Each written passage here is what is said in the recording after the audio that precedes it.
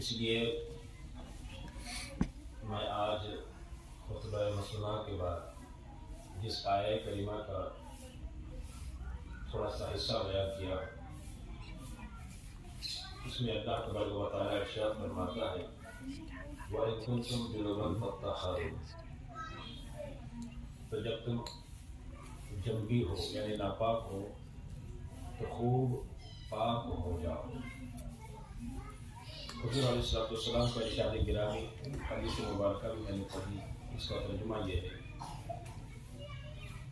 طلب العلم فریضۃ علی کل مسلم و مسلمہ، علم کا حاصل کرنا ہر مسلمان مرد اور عورت پر فرض ہے۔ آج کی پہلی نشست میں میرا ارادہ ہے کہ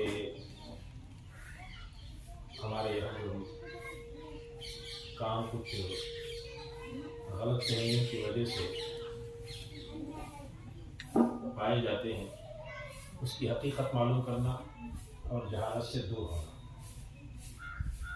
غسل کے متعلق سے دیکھا جائے تو اس میں کئی غلطیاں ہمارے اندر پائی جاتی ہیں۔ سب سے پہلی بات تو یہ کہ ہمیں 3 باتوں کا خاص خیال رکھنا چاہیے۔ غسل میں 3 باتوں کا خاص خیال رکھنا چاہیے۔ پہلی بات تو یہ کہ کلی کرے۔ کلی کرنے کے لیے داڑھوں میں اگر کوئی سپاری اور یا پان یا گوشت کا ریزہ کوئی بھی چیز جو ہم کھاتے ہیں اگر دانتوں کے درمیان میں رہ گئی ہو تو اس کو نکالیں، پھر خوب اچھی طرح اپنے منہ میں پانی ڈال کر خوب ہلائیں۔ اس طرح ہلائیں کہ دانتوں کے جو چھوٹی سی سانگ ہوتی ہے اس میں سے پانی گزر جائے۔ پہلی بات تو یہ۔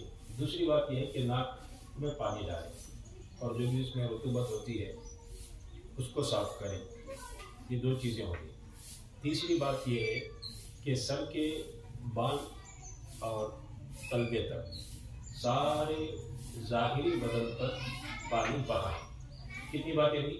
3 باتیں۔ پہلی بات کلی کرنا، ناک میں پانی چڑھانا، ناک صاف کرنا اور تمام ظاہری بدن پر پانی بہانا۔ لفظ یہاں پر بہانے کا ہے۔ صرف کچا کر دیا، اسے بھگا دیا تو غسل نہیں ہوگا۔ پانی بہنا ضروری ہے۔ جہاں دھونے کے لیے ہماری مراد ہے وہاں سے پانی کا بہہ جانا، اور کم سے کم فقہاء کرام نے لکھا ہے کہ 3 قطرے پانی کے یا کم سے کم 2 قطرے پانی تو وہاں سے بہہ جائے تو وہ جگہ دھل جاتی ہے، پاک ہو جاتی ہے۔ غسل کے فرائض 3 فرض ہیں: کلی، ناک میں پانی چڑھانا، تمام بدن پر پانی بہانا۔ اس کے علاوہ بغل کے پاس، کان کے پیچھے، سر کے گدی کے پاس، 2 پیر جہاں ملتے ہیں وہاں کی جوڑ، جہاں اب آپ اندازہ لگا لیں جہاں پانی خاص کر ڈال کر نہیں پہنچایا گیا تو پانی خود بخود نہیں پہنچتا، ایسی جگہ پر پانی پہنچانا یہ واجبات میں سے۔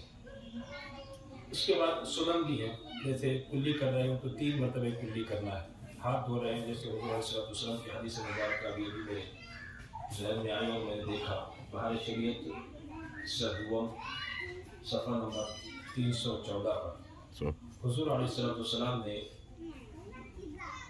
جس طرح غسل کر کے امہات المؤمنین کو دکھایا، اور امہات المؤمنین رضوان اللہ تعالیٰ اجمعین نے حضور علیہ السلام کو غسل کرتا ہوا دیکھا اور ہمیں بیان فرمایا۔ کہا کہ حضور علیہ السلام اپنے ہاتھوں کو پہلے دھویا کرتے، پھر اس کے بعد پانی لے کر انگلیوں کے ذریعے سر کے بالوں کی جڑوں تک پانی کو پہنچاتے، پھر اس کے بعد اپنے جسم پر پانی کو بہاتے۔ یہ حضور علیہ السلام کا غسل تھا۔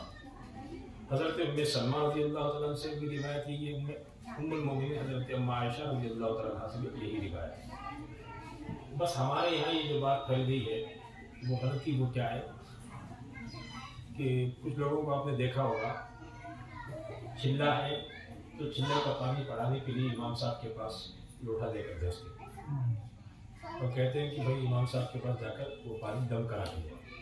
اور آپ دیکھیں گے کہ نہیں معلوم نہیں، مگر میرے پاس تو میں کروں کوئی رواج چل رہا ہے۔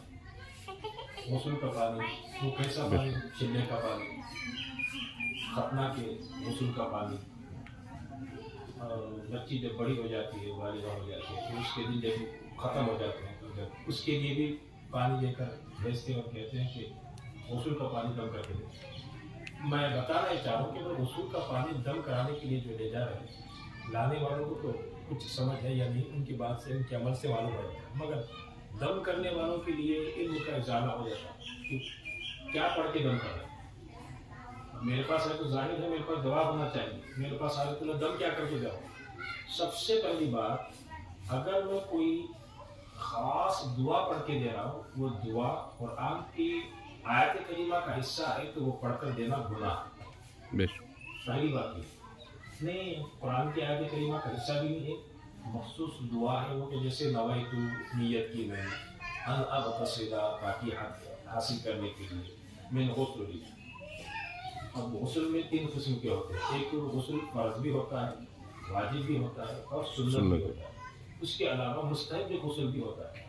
غسل فرض ہونے کے لیے بھی نیت ایک ہی ہے، نویتو یہ عربی میں کہا جاتا ہے، نیت کی میں ان اغتسل پاک ہونے کے لیے،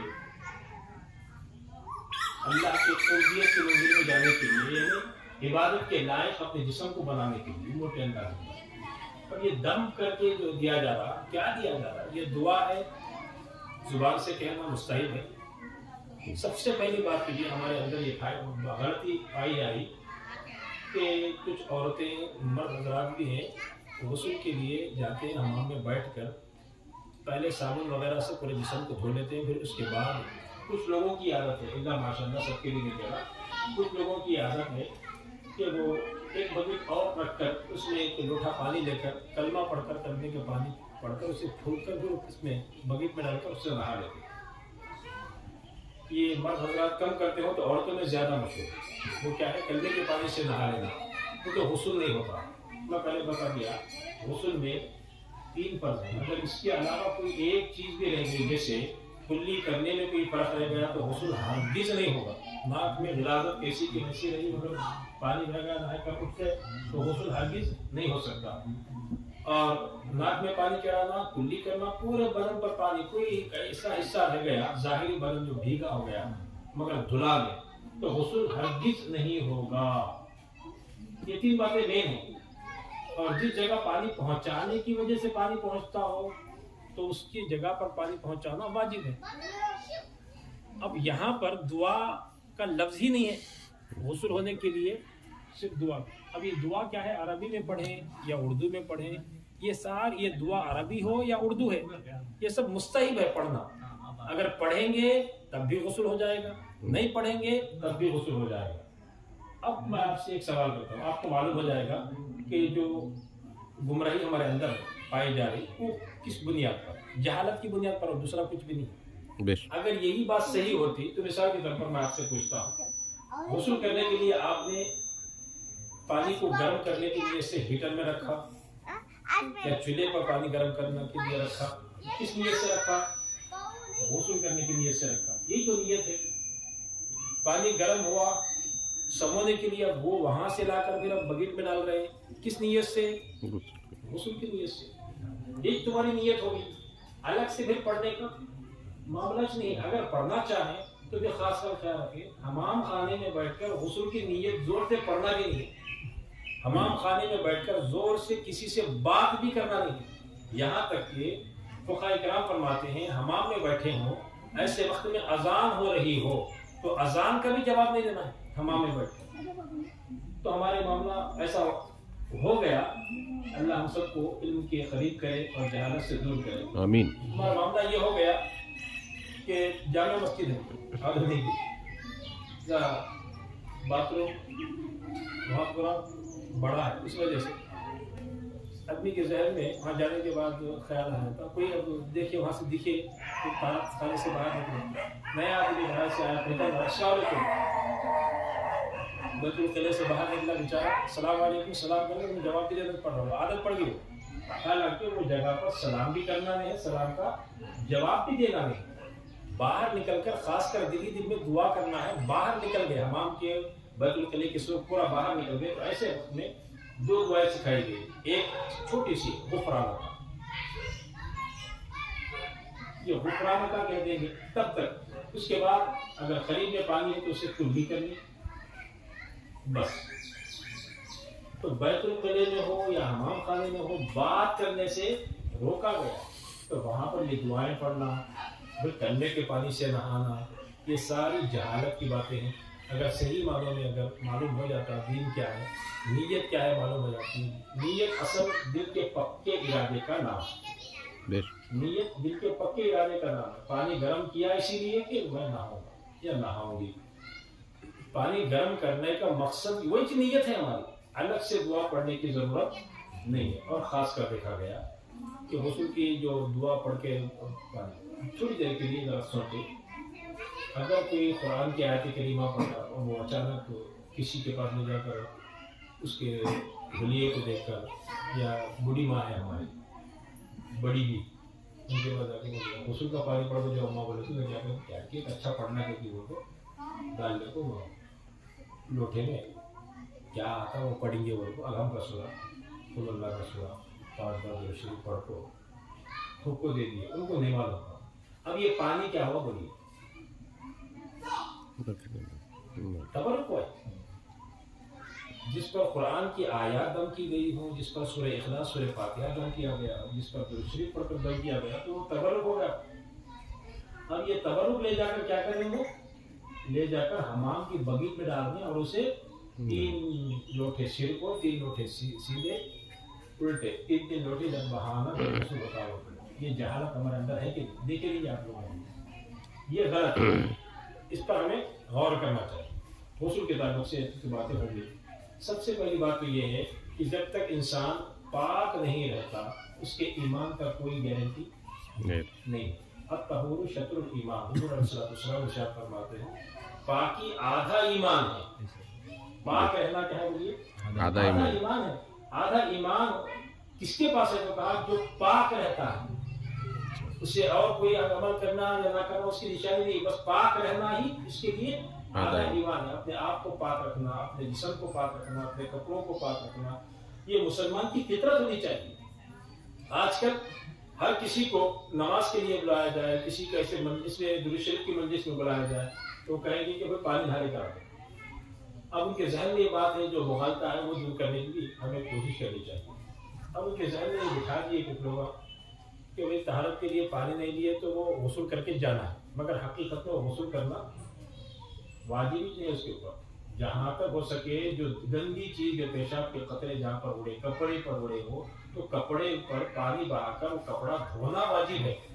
جسم کے جس حصے پر وہ قطرے گرے ہو وہ حصے کو دھونا واجب ہے. بس غسل پورے جسم کا واجب ہی نہیں ہے. نہانے کا بہانہ بنا حقیقت ہے. غسل فرض کا ہوتا تو اس کے لیے بھی 4 باتیں انشاءاللہ زندگی باقی رہے، اللہ کا کرم شامل رہا تو آئندہ اس 4 باتوں کو سنا کر بات کو آگے بڑھاتا. مگر آج کے لیے ہمارے لیے کیا ہے، غسل کے ہم نے 3 باتیں فرائض میں سے ہیں وہ جانی. پہلے یہ چاہیے کلمہ، دوسرا ناک میں پانی بہانا، اور تیسرا تمام ظاہری بدن پر پانی بہانا. یہ تھے 3 فرائض غسل. یہ 3 باتیں یاد رکھنا.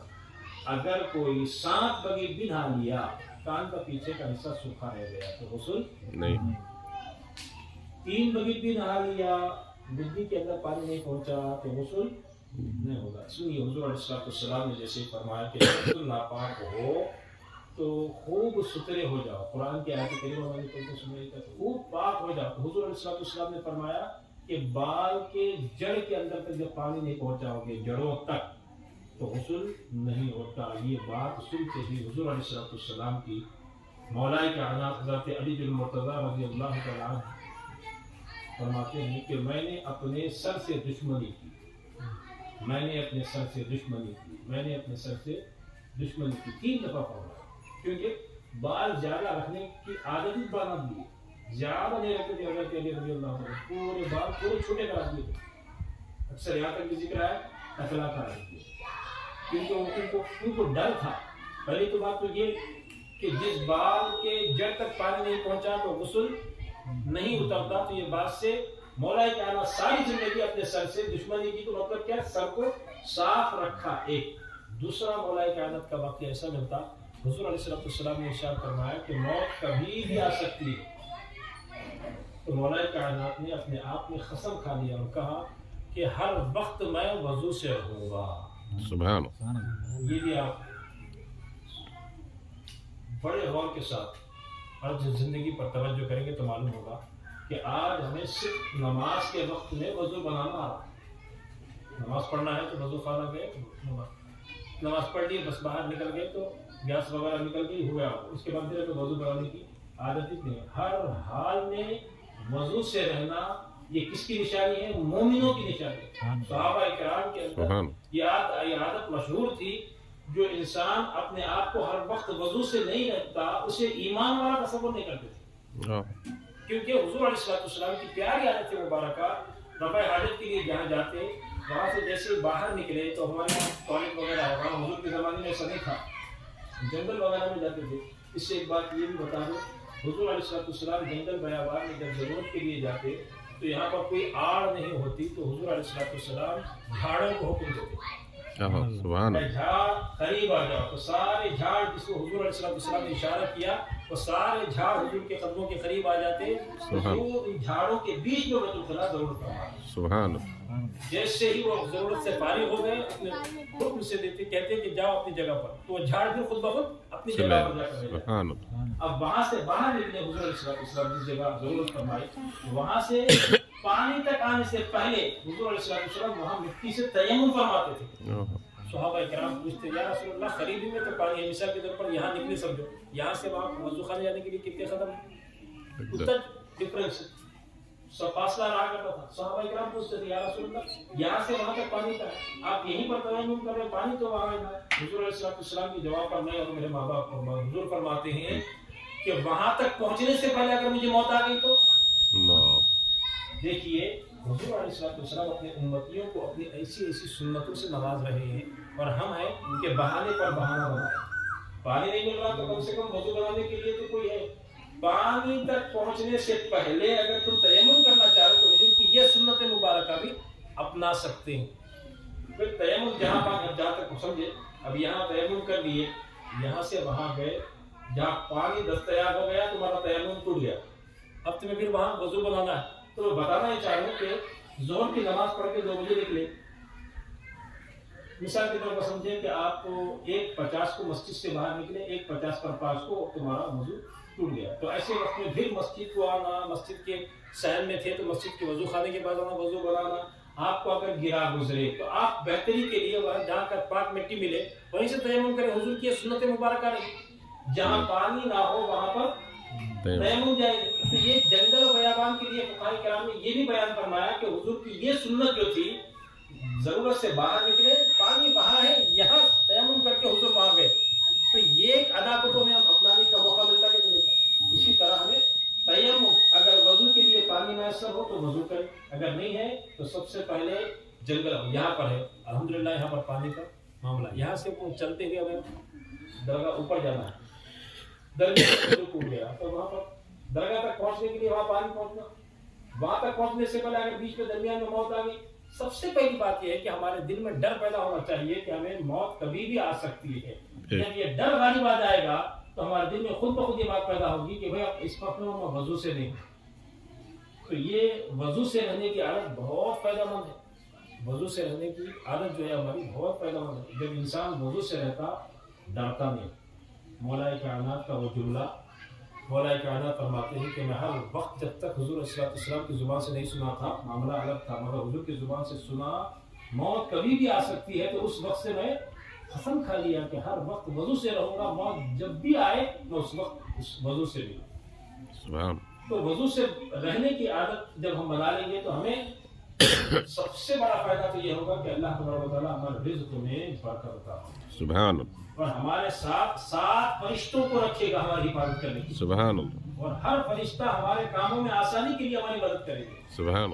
اور وضو کے ساتھ رہنے والوں میں اگر دیکھیں، وضو کے ساتھ ہے تو ہمارے دل میں خود بخود ایک انرجی محسوس ہوتی، قوت محسوس ہوتی۔ وضو کے ساتھ جب تک رہتے ہمارا دل راضا ہے، چاہے تو ہم درود شریف پڑھ سکتے، چاہے تو ہم قرآن کی آیت کریمہ پڑھ سکتے، ہم اپنے آپ میں کہ طاقت محسوس کرتے وضو سے رہیں گے تو وضو سے رہے یہاں سے نکلنا چاہتے اب یہاں سے نکلتے گئے درمیان میں درود شریف پڑھتے ہوئے قرآن کی آیات کریمہ پڑھتے ہوئے نکلے وہاں سے باہر روڈ پر ایکسیڈنٹ ہو گیا اللہ نہ کرے ایکسیڈنٹ ہو گیا تو کس حالت میں ایکسیڈنٹ ہوا وضو کی حالت میں ایکسیڈنٹ اسی ایکسیڈنٹ کے ساتھ اللہ نہ کرے ہمارا حادثہ ایسا ہوا کہ ہم اسی ایکسیڈنٹ کے ساتھ مر بھی جائے تو بتائیے موت کو کس حالت میں پائے ہم لوگ وضو کی حالت وضو سے رہنا یہ عادت ہم بنا لیں گے تو ہم خود بخود ہمارے اندر یہ عادت خود بخود آ جاتی کہ ہمارے جسم کا بھی ہمیں خیال رکھتے اور ہمارے کپڑوں کے پاکی کا بھی ہم لوگ خیال رکھتے جب یہ انسان کے اندر یہ باتیں آ جاتی ہیں تو انسان ناپاکی سے خود بخود بچ جاتا ہے یہی ایمان کا آدھا حصہ ہے اس لیے پہلی تقریر کو میں نے غسل کے متعلق سے بیان کیا ہے اللہ کی بارگاہ میں دعا ہے کہ مولا کرنا جو کچھ کہا گیا عمل کی دنیا میں ہو تو سب سے پہلے بولنے والے کو عمل کرنے کی توفیق عطا فرمائے آمین بعد میں تمام سننے والوں کو عمل کرنے کی توفیق عطا فرمائے آمین یا رب العالمین برحمتک یا ارحم الراحمین والحمد للہ رب العالمین